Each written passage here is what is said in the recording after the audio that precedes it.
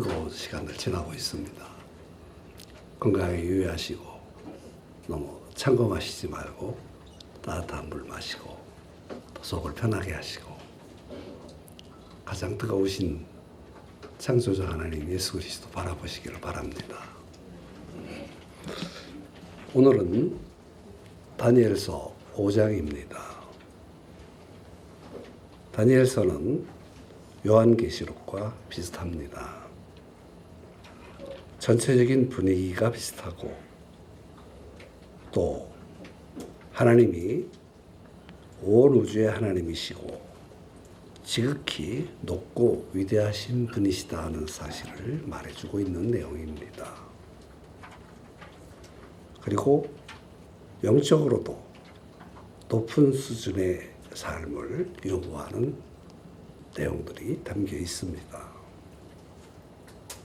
하나님은 크고 위대하신 우주의 통치자이시기 때문에 더 담대히, 더 깊이, 더 깊은 마음으로 하나님을 믿어라. 그런 내용을 주고 있습니다.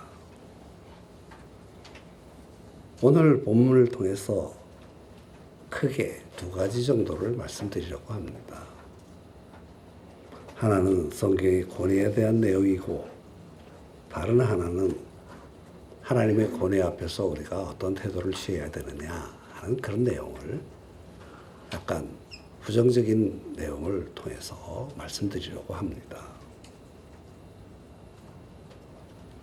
먼저 성경의 권위에 대해서 말하고 싶습니다. 성경을 읽다 보면 잘 이해가 되지 않는 부분들이 종종 있습니다. 다니엘서 5장의 앞부분도 그러한 곳 중에 하나입니다. 5장 1절을 보면 벨사살 왕이 그의 귀족 1000명을 위하여 큰 자치를 베풀고 그 1000명 앞에서 술을 마시니라. 5장에서 갑자기 벨사살 왕이 등장합니다. 느부갓네살 왕이 사라집니다.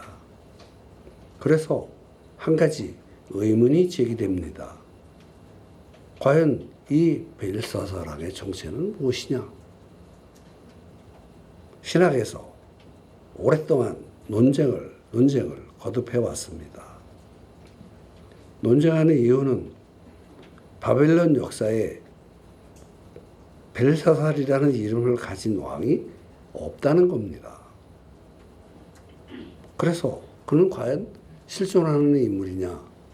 성경에 그런 내용이 나오면 성경의 진실이 맞느냐 하는 것 가지고 수백 년 동안 싸워왔습니다. 왜? 어느 시대나 어느 곳에나 성경의 권위와 사실성을 무시하고 인간 수준에까지 끌어내리려는 사람들이 있는 법입니다. 이런 자들을 우리는 자유주의 신학자라고 말합니다. 심지어 하나님이 죽었다고 선언하는 신학자들까지도 등장했을 정도입니다. 그러나 성경의 권위는 조금도 흔들리지 않았습니다. 왜냐하면 어느 시대 어느 곳에나 성경을 사랑하고 성경의 사실성과 권위와 능력을 믿고 인정하는 학자들도 있기 때문입니다. 두 진영 간의 치열한 논쟁이 계속되었습니다. 그러던 중에 1854년 영국의 J.G. 테일러라는 사람이 고고학자 팀을 이끌고 이라크 남부 지방에서 고고학적인 탐사를 하던 중에 고대 바벨론의 언어가 새겨진 글들을 발견합니다. 보니까 기도문이었습니다. 그 내용을 해석했더니 니보니도스의 왕의 아들 벨사살이었습니다. 벨사살 왕은 역사적 실존 인물이었던 것입니다. 이 발견으로 그동안 양쪽 진영 간에 있었던 모든 논쟁이 한 방에 끝나버렸습니다. 성경의 역사적 사실성과 위대함과 무엇성을 넘보던 이들의 불평이 그냥 한 방에 없어져 버렸습니다. 그런 사건이 있었습니다.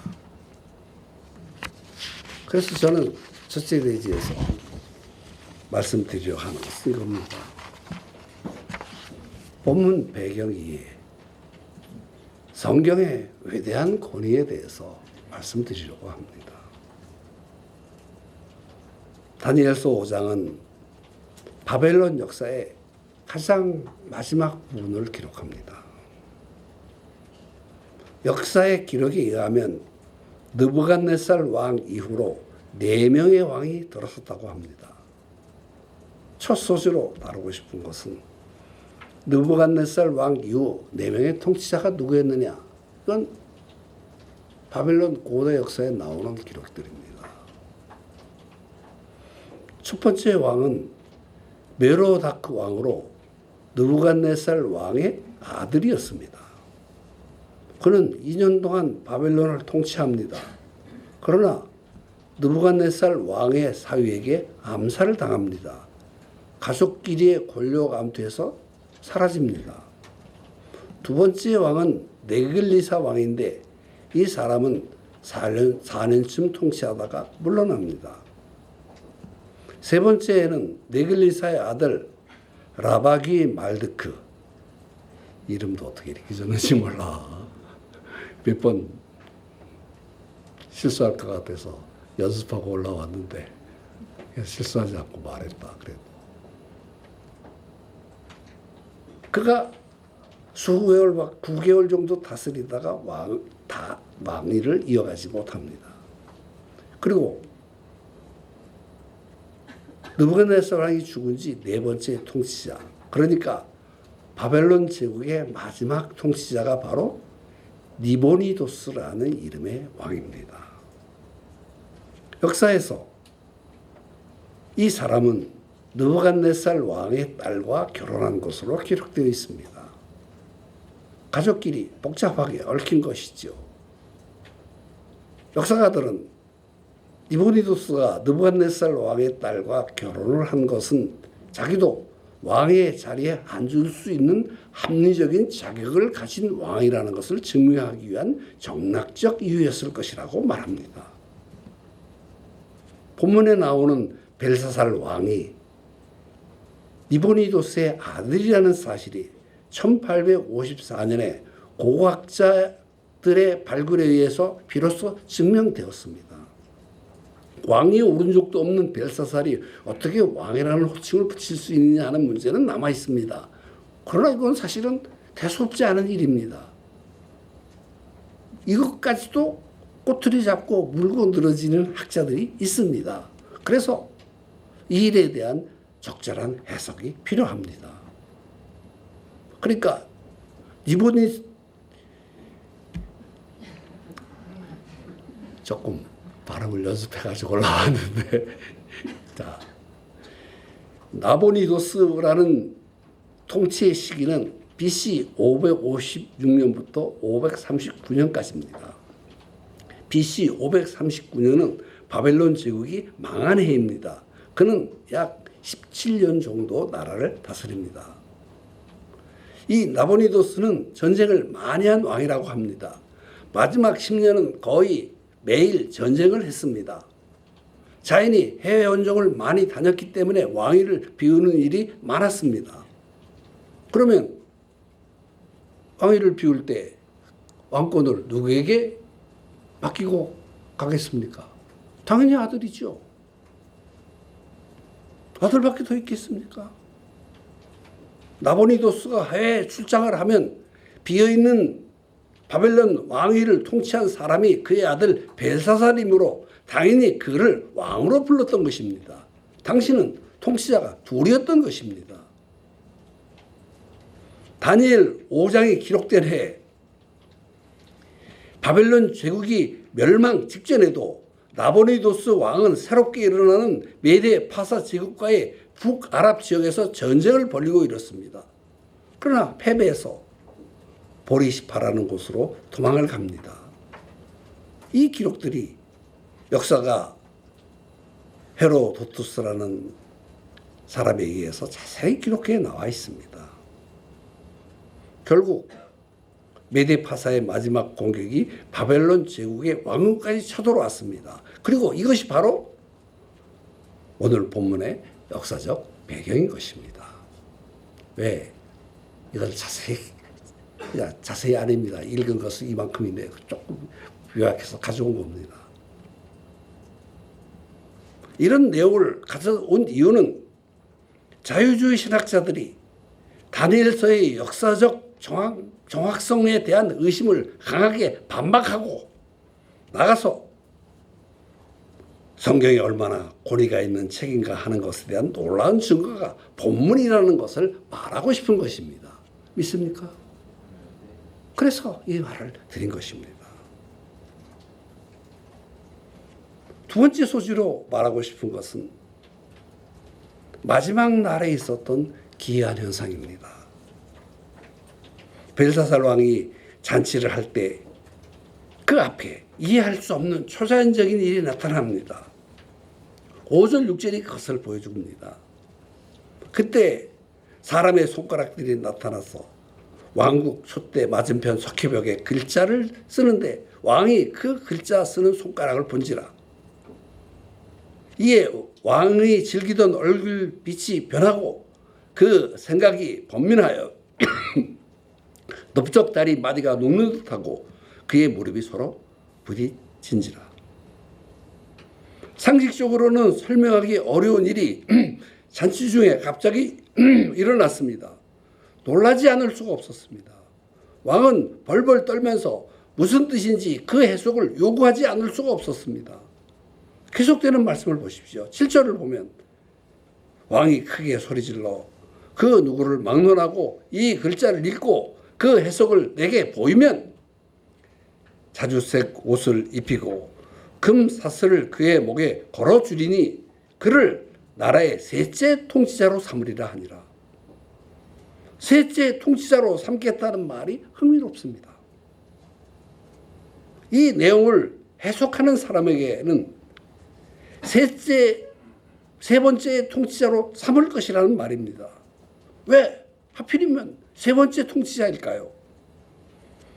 나보니도스와 그의 아들 벨사살이 자신이 있었기 때문입니다. 결국 세 번째 통치자는 왕의 바로 아래 사람이라는 것을 말합니다.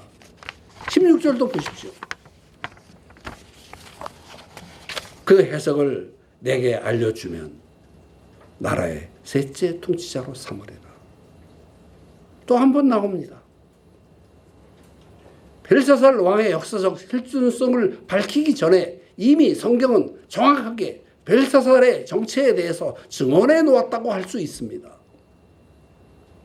이 사실이 밝혀짐으로써 세속 역사에 벨사살의 이름이 나타나지 않았다는 이유로 성경의 권위를 의심했던 사람들이 깜짝 놀라게 되고 성경의 권위와 정확성이 드러나게 됐습니다. 드디어 마지막 날 BC 539년 10월 바벨론의 최후의 잔치가 벌어집니다. 메데 바사의 다리오의 군대는 바벨론 궁중을 포위하고 있었을 것입니다. 그런 상황 속에서 다니엘서 5장이 시작됩니다. 생각해보면 저도 이해가 잘 안 돼. 아니 전쟁 중인데 싸울 준비하고 군사훈련 시켜야지. 술 먹고 잔치하고 이 지랄이야. 이 정신 나간 사람 아닌가? 1000명씩이나 모여가지고 와 그래서 술 마시고 그래. 왜 그러는 거야? 그러나 사실은 나라를 이끄는 사람의 입장에서 보면 이것은 무엇보다도 우리 신이 우리를 지켜주니까 끄떡없어 그렇게 말하는 싶은 것이고, 또 고증을 보면 바벨론 궁중의 벽은 대단히 높고 견고했다고 합니다. 누가 성벽 넘어서 우리 쳐들어오겠냐? 성벽이 지켜줄 거야. 요 안에서 가만히 있으면 굶어 죽지만 않으면 되는 거야. 그런 식으로 할 수 있었습니다. 그리고 무엇보다도 잔치 벌리는 이유가 어디 있겠습니까? 민심을 무마하기 위해서입니다. 역사학자들은 그렇게 이해하고 있습니다. 아무리 적들이 쳐들어와도 까딱없어. 술이나 마시면서 잔치나 벌리자. 딩가딩가 하자. 그것이 다리오 왕이 바로 성문 입구까지 와 있는데도 그것도 모르고 생각도 안 하고 잔치했던 이유가 됩니다. 여러분 다니엘서 5장 1절을 한번 다시 한번 같이 읽어보십시다. 읽어볼 때 제가 드린 설명을 다 드리고 나서 읽으면 이 본문에 대한 태도가 달라집니다. 시각이 달라집니다. 저 이거 몇 번 읽으면서 벨사살이 느부갓네살 왕의 아들인 줄 알았더니 그게 아니고 그 살이 있었고 그 역사적 많은 배경이 여기 숨어 있었구나 하는 것을 이해하게 되니까 다니엘서 5장 1절이 다르게 느껴져. 같이 한번 큰 소리를 내서 읽어보십시다. 같이 읽습니다. 5장 1절 시작.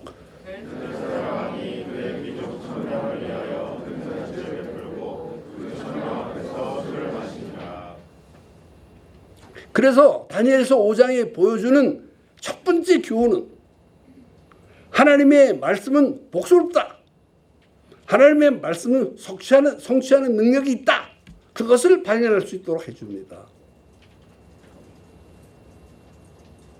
왕같이 권위 있는 자들에게도 일하시고 우리같이 평범한 자들을 향해서도 일하시는 분이시다 하는 것을 하나님의 말씀이 보여주고 있는 것입니다. 간단하게 적용하고 지나가고 싶습니다. 성경은 우주에서 가장 권위를 가진 책입니다. 마태복음 24장 35절에 보면 천지는 없어질지언정 내 말은 없어지지 아니하리라. 성경은 우주의 진리를 보여주며 하나님의 진심을 우리에게 전해줍니다. 성경은 하나님이 어떤 분이시며 우주와 인생들의 운명이 어떻게 될지를 다 예언하고 있습니다. 다 성취됩니다. 적용의 두 번째는 성경에 특별한 집중과 관심을 가져야 된다라는 것입니다. 디모데후서 3장 15절을 보면 성경은 예수 안에 있는 믿음으로 말미암아 구원에 이르는 지혜가 있게 하느니라. 성경 공부하면 구원받는 길을 발견하고 찾게 됩니다. 다 그랬으면 좋겠습니다. 디모데후서 3장 16절을 보면 모든 성경은 교훈과 책망과 바르게 함과 의로 교육하기에 유익하다. 성경 읽으면 하나님의 뜻을 알게 되고 순종하고 따를 수 있는 능력을 얻게 되는 그런 우리의 영적 교육에 큰 도움이 된다. 디모데후서 3장 17절을 보면 하나님의 사람으로 온전하게 하며 모든 선한 일을 해야 할 능력을 갖게 한다. 성경 공부 꾸준히 하다가 보면 저절로 능력이 생겨서 왜? 성경이 하나님이 어떤 분이신지 알고 그분을 의지하니까 능력을 받게 돼서 강해진다. 그것을 말하고 있습니다. 형제자매 여러분, 하나님의 말씀을 잘 많이 들으시길 바랍니다. 많이 읽으시길 바랍니다. 저 아침에도 읽었습니다. 사무엘서를 읽었습니다. 그래서 아침에 읽어보면 하나님의 언약궤가 블레셋 쪽으로 뺏겼는데 신나서 둥기둥기 가져갔더니 그냥 그 나라를 박살내버려서 아이고 이거 언약궤 붙들고 있다가는 다 망하겠다. 우리 죽이려고 여기 보냈냐. 그래서 다시 돌려보내는 그 사실. 그래서 배웁니다. 하나님이 자기 일 스스로 알아서 하시지. 우리가 하나님 지키는 것이 아니라 하나님이 나를 지키시는 거지. 그거 사실 알았어요. 그래서 기분이 좋았습니다. 아침밥이 특별히 맛있었습니다. 아침에 성경 읽었더니 그랬습니다. 여러분도 성경 읽으면서 그런 복스러운 풍성함을 많이 누리시길 바랍니다. 많이 공부도 하십시다. 묵상도 해보시기 바랍니다. 그리고 삶에 적용해서 하나님의 풍성함을 누리시기를 바랍니다. 하나님의 말씀을 집중해서 대하면 하나님이 어떤 분이신지 알게 되고 그분의 풍성함을 누릴 수 있게 됩니다. 다 그렇게 되시기를 주님의 이름으로 축원합니다. 첫째 대지에서 성경의 권위와 능력에 대해서 말씀드렸습니다. 둘째 대지에서 말씀드리고 싶은 것은 다니엘 벨사살 왕의 범죄에 대해서 말하고 싶습니다. 다니엘서 5장 전체의 내용이 벨사살 왕의 죄를 다루고 있습니다. 그 중에서 정리해서 보면 대개 세 가지 정도를 지적하고 있습니다. 첫째로 알면서도 저지른 의도적인 죄에 대해서 말합니다. 그는 자신처럼 행동하면 어떤 결과가 나올지를 보고 알면서도 그런 죄를 지었다는 것입니다. 다니엘서 5장 22절을 보면 벨사살 왕이요, 왕은 그의 아들이 되어서 이것을 다 알고도 아직도 마음을 낮추지 아니하고 하였습니다. 여기서 그의 아들이 되어서도 그는 누군가면 느부갓네살입니다. 그러니까 당신은 어떻게 생각해요? 조상들은 다 아버지라고 그랬습니다. 우리도 그러지 않습니까? 네 아버지 누구야? 누구야? 네 아버지는 누구야? 누구다? 그 위에 또 누구야? 그게 조상들 다 아버지라고 불렀습니다. 그게 벤이라는 말인데 히브리어로 벤이라는 베너, 호의 아들이 베너라는 뜻입니다. 벤자민 그런 자민의 아들이 베냐민이라는 그런 뜻입니다. 그게 다 아들이라고 불렀어요. 조상들은 다 아버지라고 불렀어요. 그러니까 여기서 다니엘서 5장 22절이 지적하는 내용은 당신 조상 느부갓네살 하는 거 당신 다 보고 들었잖아. 느부갓네살 교만하다가 징계받아서 쫓겨나가지고 짐승처럼 살다가 7년 동안 하는 거 다 들었잖아. 보았잖아. 근데 똑같은 짓을 해. 이런 잘못했다는 이야기입니다. 지나간 역사를 통해서 배움이 없는 것은 참 안타까운 일입니다. 어리석고 해석한 일입니다. 벨사살 왕은 무엇을 배워야 했습니까? 역사의 진정한 주인이 하나님이시며 그 하나님이 세상을 다스리신다는 사실을 배워야 했습니다. 5장 21절을 보십시오. 느부갓네살 왕 겪은 일을 여기다 말하고 있습니다. 같이 한번 크게 읽어보십시다. 읽습니다. 시작. 사람 중에서 쫓겨나서 그의 마음이 들짐승의 마음과 같았고 또 질짐승하며 또 소리를처럼 풀을 먹으며 그의 몸이 하늘에 이슬에 젖었으며 지극히 높으신 하나님이 사람 나라를 다스리시며 자기의 뜻대로 누구든지 그 자리에 세우시는 줄을 알기에 이르나이다. 하나님이 나라를 다스리기도 하시며 누구든지 자기 뜻대로 왕을 세우시기도 하고 또 필요 없다 생각 패하기도 하시고 한 민족을 흥하기도 하시고 쇠하기도 하시는 일을 하신다. 이것을 배워야 했습니다. 사실 우리 조금 그런 얇은 마음이 있지 않습니까? 권력의 실세 있으면 왠지 좀 잘게 보이고 싶고 뭐 그렇다고 해서 뻣뻣하게 덤비고 그러는 건 아니지만 거기서 이거 눈치도 좀 보고 그렇게 합니다. 그러나 사실은 아주 실질적인 이야기를 한다면 사람에게 아부할 것이 아니라 하나님을 의지할 때 하나님이 도우시고 세우시고 축복하시고 인도해 주신다는 사실을 믿는 것이 우리의 믿음이어야만 합니다. 믿습니까? 이것은 다니엘서가 말하는 위대한 철학입니다. 느부갓네살 왕이 얼마나 무서운 대가를 지불하면서 배웠습니까?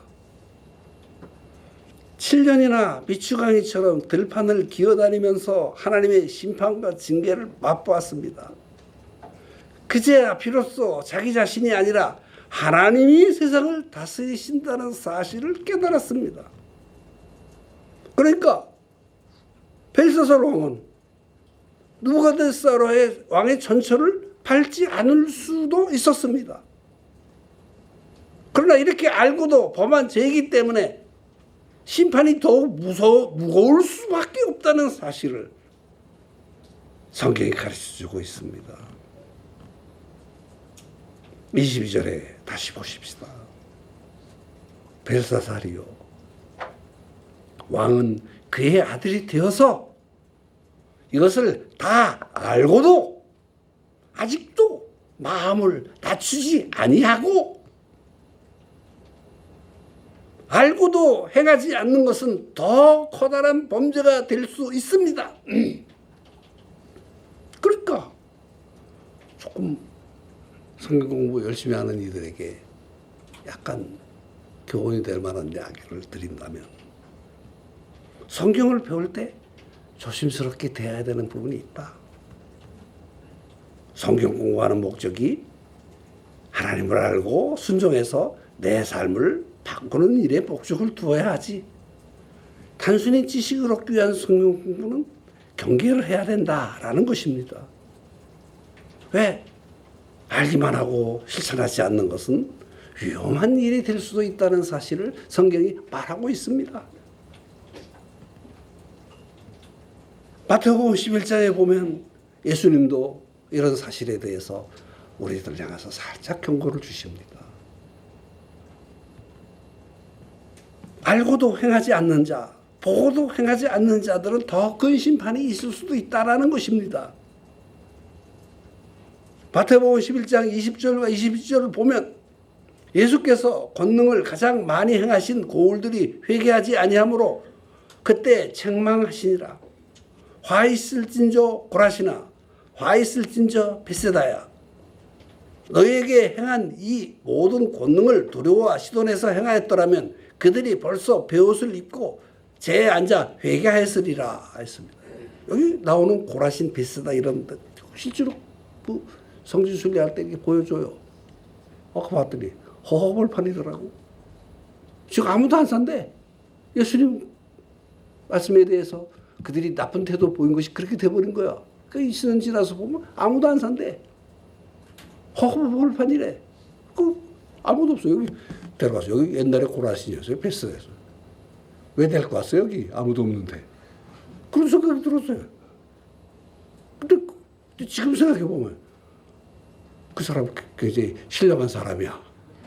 영적으로 깊은 교훈을 준 사람이야.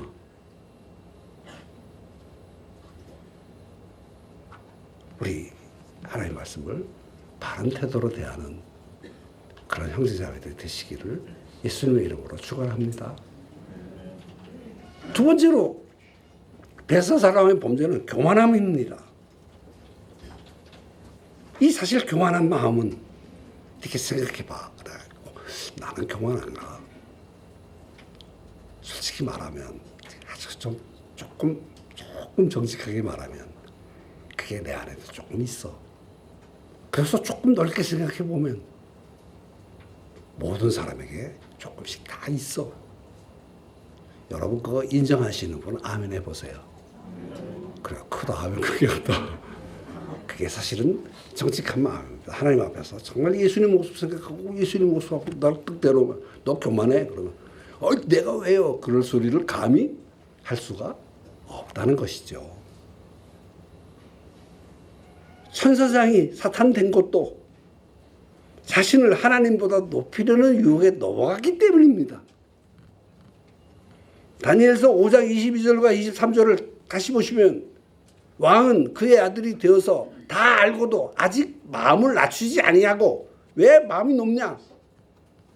23절 도리어 자신을 하늘의 주제보다 높이며, 내가 이 말하면 높지, 여호와가 누구냐? 그러면서 하나님보다 자기를 높인다. 그것을 말합니다. 다니엘은 느부갓네살 왕에 대한 이야기를 하면서 하나님을 지극히 높으신 분이라고 묘사합니다. 하나님에 대한 수많은 표현이 있음에도 불구하고 다니엘서에서는 이 표현이 가장 많이 등장합니다. 다니엘은 하나님을 홀로 진실로 지극히 높으신 분이시며 누구도 그분 자리에 앉을 수 없다는 사실을 천명하고 있는 것입니다. 자기를 높이는 일, 자신을 하나님보다도 더 높이는 일, 하나님 자리에까지는 서지 않을지라도 스스로 하나님 비슷한 행세를 하는 일이 교만입니다. 벨사살 왕에게 자기의 주상이었던 느부갓네살 왕과 똑같은 교만을 답습하고 있는 범죄를 지적하고 있습니다. 야고보서 4장 6절이 하나님은 교만한 자를 물리치시고 겸손한 자에게는 은혜를 주신다 하였느니라. 형제자매 여러분, 하나님이 어떤 분이신지 안다면 하나님 앞에서 겸손하시기를 권합니다. 하나님은 창조주시며 전능자십니다. 그러나 우리를 사랑하시는 분이십니다. 사랑하신다고 해서 교만한 마음으로 대해서는 안 되는 분이십니다. 그분 앞에 겸손히 무릎을 꿇고 섬기는 분들이 되시기를 예수님의 이름으로 축원합니다. 세 번째로 벨사살 왕의 범죄는 극단적인 우상숭배입니다. 23절에 그의 행동이 나타나는데 매우 악합니다.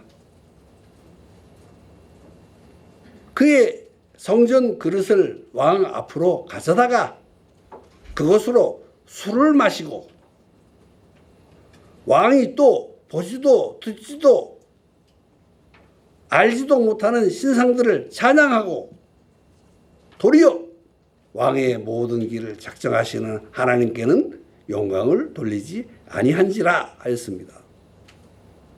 벨사살은 하나님의 성전에서 빼앗아갔던 성전의 거룩한 그릇들을 다 가져다가 술잔으로 사용했습니다. 이런 못된 놈이 있나. 실제로 하나님을 비웃은 것입니다. 이런 배우의 행동에는 사실은 자기 조상들을 비웃는 겁니다. 에이, 당신들 힘세다고 어쩌고 뭐 그러더니 여호와 이름 앞에 납작 엎드려서 깨꼴락 해가지고 그랬지. 에이, 나는 안 그래, 이 말입니다. 여호와 하나님 앞에 조상들은 굴복했을지 모르지만 나는 그렇지 않아 하는 것입니다. 아무도 내 능력과 힘과 지혜를 당할 자가 없는 거야. 그런 이야기를 한 것입니다. 나라가 망하기 직전인데도 교만한 마음, 뿌리 깊은 자기 자신을 높이는 마음을 보십시오. 자기들의 신을 높입니다. 왜 높입니까? 자기의 소원을 들어줄 것 같으니까 그러는 거예요. 사실상 이런 마음이, 자기를 높이는 마음이 우상숭배입니다. 자신을 신과 같이 어떤 존재로 여기겠다 이런 마음이 우상숭배입니다. 이 사실도 간단하게 적용하고 넘어가고 싶습니다. 적용의 첫 번째는 누구나 실수하고 죄를 지을 수 있습니다. 우리 인간은 그럴 수밖에 없는 존재인 것 같습니다. 누구나 교만할 수 있습니다. 누구나 자기도 모르게 크고 작게 하다가 보면 우상숭배에 빠질 수 있습니다. 그럴 때 성령님께서 하나님 말씀을 통해서 우리의 실수나 잘못을 깨우칠 때 우리의 태도가 중요합니다. 하나님 뭐라 그러든지 내 무슨 상관이 있어. 성령이 도우시든지 무슨 상관이 있어. 나 하고 싶은 거 하는 거지 하는 그런 마음을 품지 않고 하나님 앞에 자신이 잘못된 사실을 이해하고 굴복하고 낮추려는 마음이 중요합니다. 왜? 하나님은 무한한 자비와 용서를 베푸시는 분이시기 때문입니다. 회개하고 돌이키면 하나님의 자비가 시작됩니다. 회개는 하나님의 은혜를 받기 시작하는 복스러운 순간입니다. 우리가 어떤 실수나 잘못을 하더라도 회개하고 돌이키면 용서받지 못할 죄는 절대로 없습니다. 어떤 경우에라도 두려워할 필요 없습니다. 하나님 앞에 진심으로 무릎을 꿇고 회개하고 돌이킨 자백을 하면 하나님의 축복이 거기서부터 시작된다는 사실을 깊이 이해하는 복스러운 분들이 되시기를 바랍니다. 이제 벨사살 왕의 범죄에 대해서 말씀드렸습니다. 세 번째로는 벨사살 왕의 범죄에 대한 하나님의 심판에 대해서 말하고 싶습니다. 왕의 이런 범죄에 대해서 하나님이 심판하십니다. 매우 특별하고 극적인 방법이 나타납니다. 기이하게 쓰인 글이 하나님의 심판을 암시합니다. 벨사살이 하나님을 모독하고 우상을 찬양하는 잔치할 때 그의 앞에 손가락이 나타나서 글씨를 썼습니다. 다니엘서 5장 5절과 6절이 그것을 말합니다. 그때 손가락들이 나타나 왕궁 촛대 맞은편 석회벽에 글자를 쓰는데 6절에 왕의 얼굴빛이 변하고 번민하여 넓적다리 마디가 녹는 듯하고 무릎이 부딪힌지라 다리를 덜덜 떨었다. 그 이야기입니다. 이것은 하나님의 영광을 가로막고 하나님의 자리에 앉아있던 벨사살에게 하나님의 심판을 전달하시려는 극적인 방법이었습니다. 그는 몹시 두려웠습니다. 손가락이 무슨 내용의 글을 썼습니까? 25절을 보십시오. 기록된 글자는 이것이니 곧 메네 데겔 우바르시니라. 벨사살도 무슨 뜻인지 몰랐는데 나도 무슨 뜻인지 모르겠더라고. 그래서 부지런히 막 찾아봤더니 조금 이해할 수 있었습니다. 그러니까 손가락들이 나타나서 글을 쓴 이것이 뭔가 심상치 않고 어려운 일들이 일어날 것 같은 전조증상인 것 같은데 무슨 글자인지 알 수가 없는 거예요. 두려워서 미칠 지경이 되었습니다. 누가 아는 사람 없냐? 없습니다. 그래서 추천해서 불려온 사람이 누굽니까? 다니엘이 다시 등장합니다. 이때 다니엘의 나이가 몇 살쯤 될 것 같습니까? 이 메시지 준비하면서 발견했는데 80세쯤 되었다고 합니다. 그러나 그는 여전히 80이 되었어도 여전히 하나님의 사람이었습니다. 나이 80에도 여전히 변함없는 순수함으로 하나님 앞에서 살고 있었습니다. 이런 모습으로 왕 앞에 서 있던 그 다니엘의 모습에서 우리는 큰 감명을 받을 수 있습니다. 아쉬운 사람은 벨사살 왕입니다. 그는 글자를 해석해 달라고 별의별 소리를 다 합니다. 우선 세 번째 통치자로 삼겠다고 합니다. 많은 재물도 주겠다고 합니다.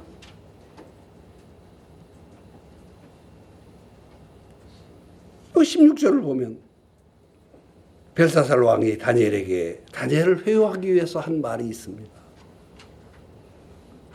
벨사살 왕 되었다 생각하고 한번 그 느낌으로 이 말을 다니엘 앞에 다니엘에게 한다는 생각으로 한번 이 말을 한번 읽어보십시다. 같이 읽습니다. 시작. 내가 네게 대하여 들은즉 너는 해석을 잘하고 의문을 푼다 하더라. 그런즉 이제 네가 이 글을 읽고 그 해석을 내게 알려주면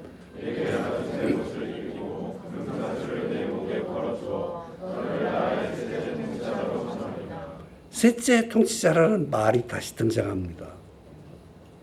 왕의 요구에 대해서 다니엘은 이렇게 대답합니다.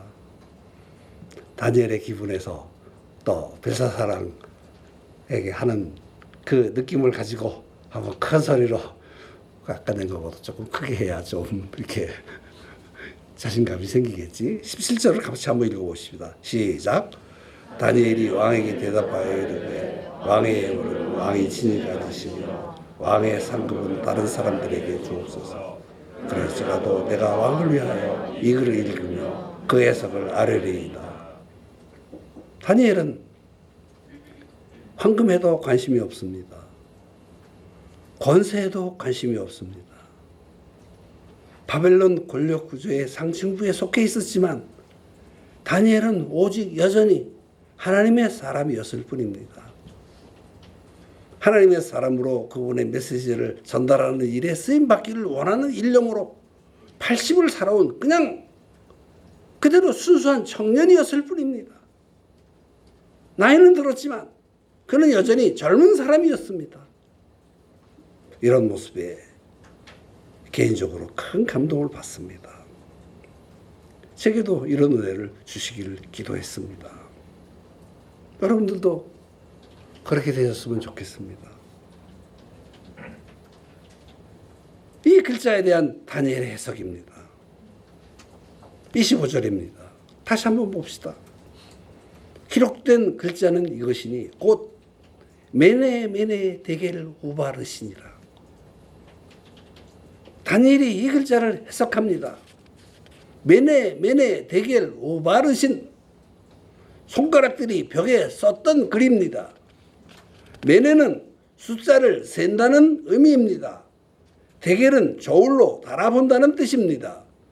우바르시는 나눈다는 뜻입니다. 다니엘은 어떻게 해석합니까? 26절입니다.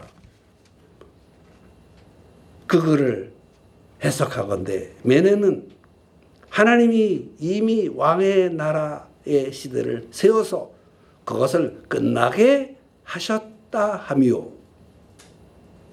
26절의 뜻을 해석하면 이렇습니다. 왕이 이 나라를 얼마 동안 통치할 것이며 얼마 동안 이 나라가 유지될 것인지를 결정하는 것은 전적으로 하나님 주권에 달려 있습니다. 다니엘은 하나님께서 한 나라의 문명의 연한을 정하신다는 것을 선포한 것입니다. 26절도 보십시오. 데겔은 왕을 저울에 달아보니 부족함이 보였다 하며 그렇게 이야기합니다. 저울로 달아보니 하나님께서 당신은 더 이상 안 되겠다고 하십니다. 하나님의 표준으로 보았을 때 당신은 더 이상 왕의 자리에 있어서는 안 될 사람이라고 하십니다. 이게 바로 심판의 메시지입니다. 28절에 계속 말합니다.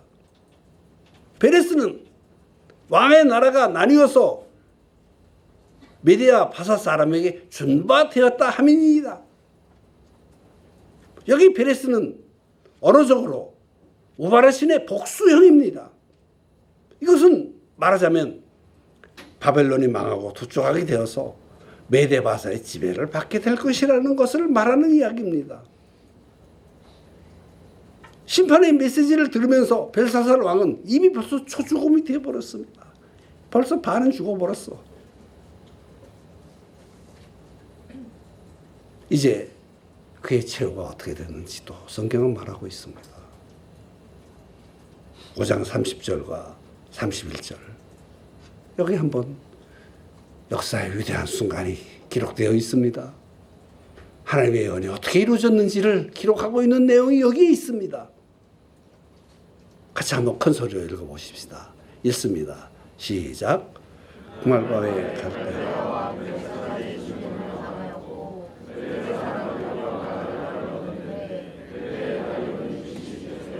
예, 여러분 그냥 다니엘서 어떻게 읽으셨는지 모르겠지만 이런 역사적 배경에 대해서 자세히 말씀드리니까 이 본문의 의미들이 다르게 느껴지지 않습니까? 이곳이 메대 바사가 일어나고 바벨론이 무너지는 순간에 대한 기록입니다. 벨사살 왕이 열었던 잔치는 문자 그대로 멸망의 잔치가 되었습니다. 이 잔치를 보십시오. 교만한 왕에게 멸망이 갑작스레 찾아왔습니다. 하나님의 심판은 서서히 찾아오지 않습니다. 한순간에 갑자기 찾아옵니다. 잠언은 이 사실을 분명하게 증언합니다. 잠언 6장 15절에 그러므로 그의 재앙이 갑자기 내려 당장에 멸망하고 살릴 길이 없으리라. 인간이 교만한 마음의 태도로 쌓아올린 모든 영광은 눈 깜짝할 사이에 무로 돌아갈 수 있습니다. 이때 이래로 바벨론 제국의 최후는 성경에서 인류 역사상의 최후의 모델로 사용하고 있습니다. 바벨론이 이렇게 망했듯이 인생도 이렇게 망할 것이다. 그것을 기록한 것이 어디에서 나와요? 요한계시록에 나옵니다. 요한계시록 18장 1절 2절 여기 한번 같이 읽어보십시다. 같이 우리 큰 소리 읽어봅시다. 읽습니다. 시작. 이일 후에 다른 천사가 하늘에서 내려오는 것을 보니 큰 권세를 가졌는데 그의 영광으로 땅이 환하였으나 힘찬 음성으로 외쳐 이르되 무너졌다 무너졌다 큰 성 바벨론이여 귀신의 처소와 각종 더러운 영이 모이는 곳과 각종 더럽고 가증한 새들이 모이는 곳이 되었다. 죄악 때문에 하나님의 심판을 피할 수 없는 이 세상의 모습은 진정 바벨론에 비유될 수 있을 것입니다. 계속 주는 말씀 3절을 한번 같이 보십시오. 같이 읽습니다. 시작. 그의 음행의 진노의 포도주로 말미암아 만국이 무너졌으며 또 땅의 왕들이 그로 더불어 음행하였으며 땅의 상인들도 그 사치의 세력으로 치부하였도다 하더라. 또 9절 10절도 읽어보십시오. 읽습니다. 시작. 그와 함께 음행하고 사치하던 땅의 왕들이 그가 불타는 연기를 보고 위하여 울고 가슴을 치며 10절 그의 고통을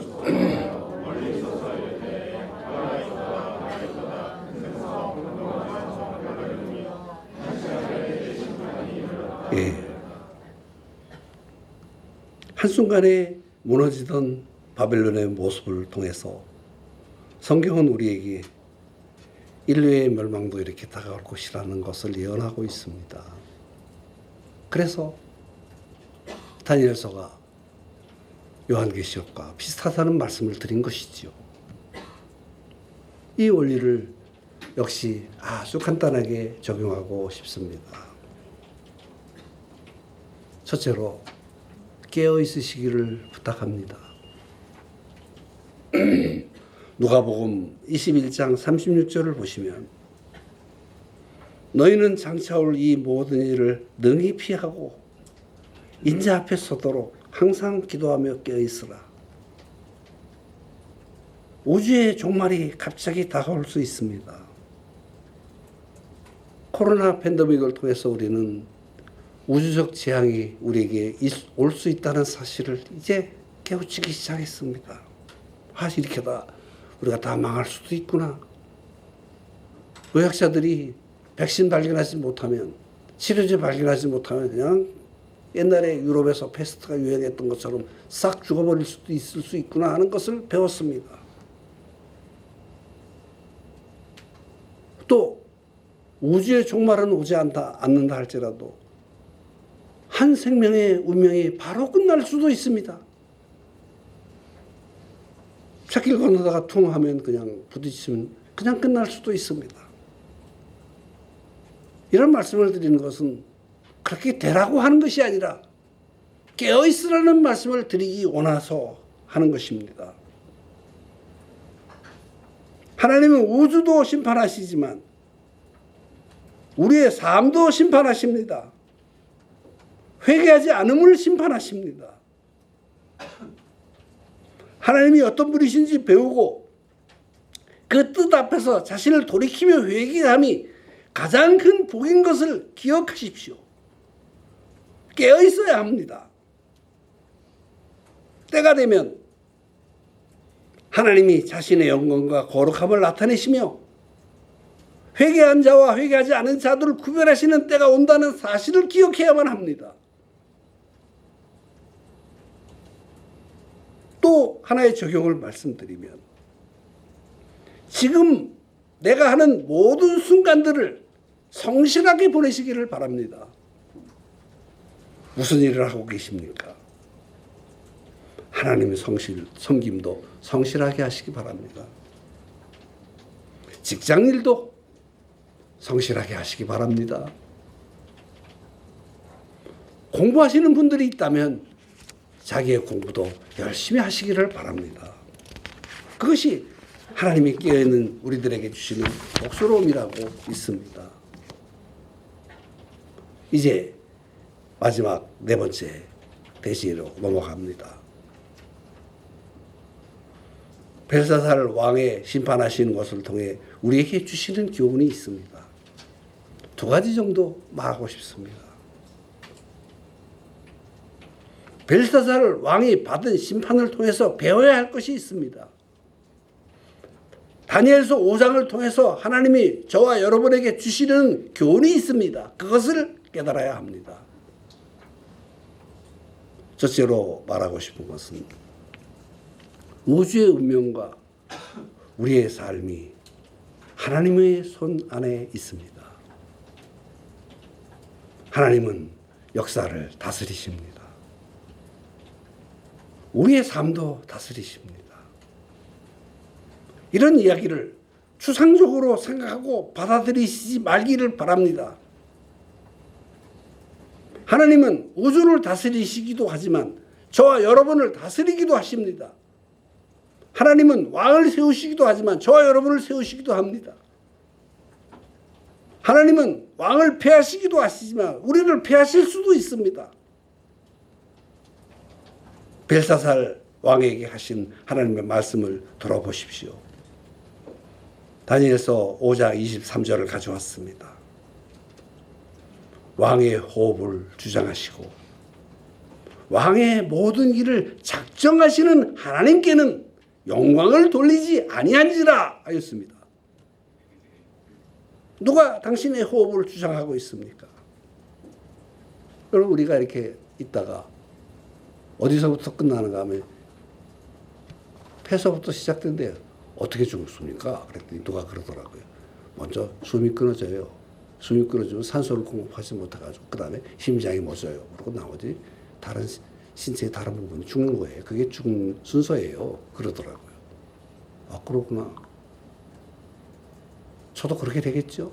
그러나 저는 회개했기 때문에, 믿었기 때문에 하나님이 저를 도와주실 줄로 믿고 있습니다. 우리의 호흡이 끝나면 모든 것이 끝장납니다. 지금 호흡하고 심장의 고동 소리를 들어보면 내가 살아있다는 사실을 확인해 보십시오. 하나님이 내게 호흡을 주장하시고 심장을 뛰게 하시기 때문에 살고 있는 것입니다. 하나님이 해주시기 때문에 내가 살아있는 것입니다. 그러나 그 사실을 이끌어 가시는 그 하나님에 대해서 우리는 망각하고 있는 자신을 종종 발견하지 않습니까?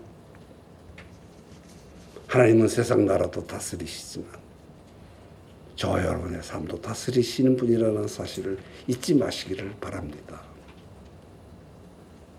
두 번째로 주시는 교훈은 우리 삶의 목표를 하나님께 영광 돌리는 일에 두시기를 바랍니다. 23절에서 다니엘은 벨사살 왕이 하나님에게 영광을 돌리지 아니한 것을 죄라고 지적했습니다. 여기에서 그리스도인의 삶의 진정한 목적을 배워야만 합니다. 하나님이 나를 호흡하게 하시고 살아 움직이게 하시는 그 길을 걷게 하시는 궁극적인 이유가, 저와 여러분을 만드셔서 살게 하시는 이유가 하나님의 영광을 받으시기 위함이라는 사실을 이해해야만 합니다. 그러니까 그런 각도로 보니까 인생이 여기구나. 둘 중에 하나구나. 내 인생 살아가는 그 내 인생의 중심부에 하나님 모시고 하나님 저 도와주시고 이끌어 주세요. 하나님 중심으로 살든지, 그렇지 않으면 내가 내 인생의 중심에 떡 살아서 하고 싶으면 하고 하기 싫으면 뭐 하는 거지. 누가 뭘 한다고 해서 사냐? 내 마음대로 막 살든지 둘 중에 하는 거예요. 둘 중에 하나를 선택하고서 하는 거예요. 또 어떤 때 왔다 갔다 하든지 하나님 중심으로 하는 척 하다가 또 저쪽 가서 다르게 할 수도 있죠. 그게 우리의 삶인 거예요. 그런데 이 성경의 전체적인 흐름과 가르침을 보면 이 인간이 부패했다는 것을 생각을 해보면 자꾸만 내 삶의 중심에 내가 함고 싶어 해.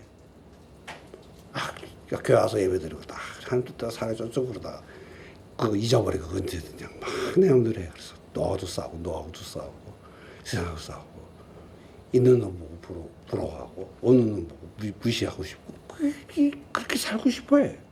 그게 어디서 나왔느냐? 인간의 부패성에서 나온 거예요. 내가 영광받고 내가 삶의 초점이 되고 내가 좀 드러나야 좀 된 것 같고, 그러나 하나님 뜻은 그것이 아니라고 믿습니다. 성령께서 우리 안에 오셔서 우리를 거듭나게 해서 하나님을 바라보게 해주셨다면 거기서부터 이겨야 됩니다. 전쟁터는 내 마음에서부터 시작됩니다. 나를 호흡하게 하시는 그 하나님께 영광을 돌리는 삶을 살기 위해서 내 삶의 중심에 그분을 모시고 그분을 따라 사는 것이 맞는 삶입니다. 벨사살 왕은 자신의 자존심을 위해서, 자신의 권력 과시를 위해서 먹고 마시고 잔치했습니다. 그러나 그들이 먹고 마시고 해야 할 진정한 이유는 하나님의 영광이어야만 했습니다. 이렇게 하나님 무시했을 때 그가 벌린 잔치는 멸망을 부르는 잔치가 되었습니다. 그 잔치를 보십시오. 그러고 배우십시오. 이 멸망의 잔치를 보고 배워야 합니다. 고린도전서 10장 13절이 말하고 선언합니다. 그런즉 너희가 먹든지 마시든지 무엇을 하든지 다 하나님의 영광을 위해서 해라. 하나님을 위해서 먹고 마시고 하나님을 위해서 정치하고 사업하고 하나님의 영광을 위해서 공부도 하고 하나님의 영광을 위해서 이것도 하고 저것도 해라. 하나님을 망각하고 무시하고 나를 위해서 먹고 마시고 욕심낼 때는 하나님이 기뻐하시지 않지만, 그리고 결국 벨사살 왕처럼 됐지만 내게 주신 인생의 남은 부분을 하나님의 영광을 위해서 살아갈 때 하나님이 소중히 여기시고 우리 생애에 복 주시는 줄로 믿습니다. 그런 분들이 되셨으면 좋겠습니다. 그렇게 될 때 내 인생이 즐겁고 행복하고 기쁠 것입니다. 우리 생애를 나에서 하나님의 영광 쪽으로 바꾸고 내가 하는 일이 좀 튀기 위해서 잘나서가 아니라 하나님의 영광을 드러내는 일을 위해서 드릴 때 하나님이 저와 여러분을 소중히 여겨주실 줄로 믿습니다. 그런 분들이 되시기를 예수님의 이름으로 축원합니다. 기도합시다. 네 가지 말씀드렸습니다. 성경은 우주에서 가장 위대한 책이다. 하나님은 교만의 죄를 싫어하십니다. 어떤 죄라도 회개하면 은혜를 받습니다. 하나님이 어떤 분이신지 배우고 하나님의 영광을 위해서 삽시다. 우리 한번 같이 조금 시간 드릴 테니까 기도해 보시지 않겠습니까? 하나님을 위해서, 창조주 하나님을 위해서, 나를 사랑하셔서 자기의 모든 것을 내어주신 분을 위해서 살겠다는 마음의 열정을 가지지 않으시겠습니까? 기도합시다. 기도합시다. 기도합시다.